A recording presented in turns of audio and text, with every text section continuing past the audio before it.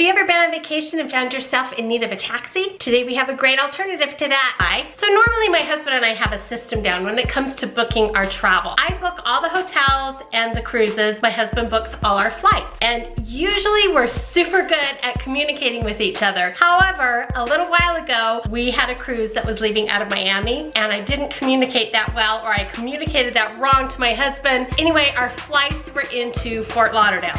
So we needed to be able to get from Fort Lauderdale to Miami without spending a fortune on a rent-a-car or a fortune on a taxi. And when we're on a cruise and we find ourselves staying in a hotel that does not have shuttle service to the cruise terminal, our kids gave us the great idea to try Uber or Lyft. We'd never tried one of those before. We're a little bit uncomfortable, but today I'm going to share with you a few tips we learned for using those. The very first thing you want to do before you ever leave home is download the Uber and the Lyft apps to your cell phone. We like them both. We do prefer Lyft to Uber, but it's just a personal preference, no particular reason why. So download Lyft or Uber or both onto your phone before you ever leave home.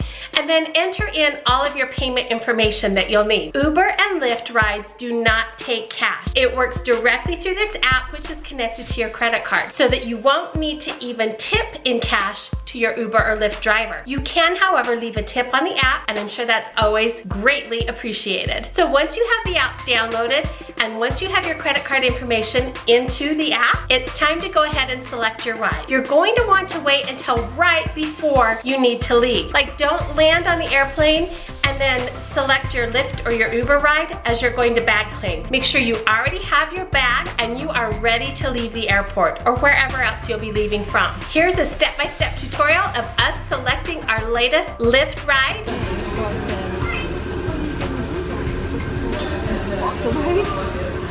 Anaheim Desert Inn. And we have 4 people with baggage, so we'll get that one. Certainly should. 55 bucks. A couple of safety features. Make sure before you get into the car that you have confirmed it is the Uber or Lyft car that is coming to you. There will be a screen in the window that says Uber or Lyft or both, and you will also get a confirmation in the app that tells you what kind of car will be picking you up. And you can also follow that car and see right when they're going to get to you so that you don't make the mistake of getting into the wrong car. That could be dangerous. 4 minutes out, it tells you what car and who's going to pick you up. So you have all that information, so now we're just waiting 2 minutes to go before he gets here.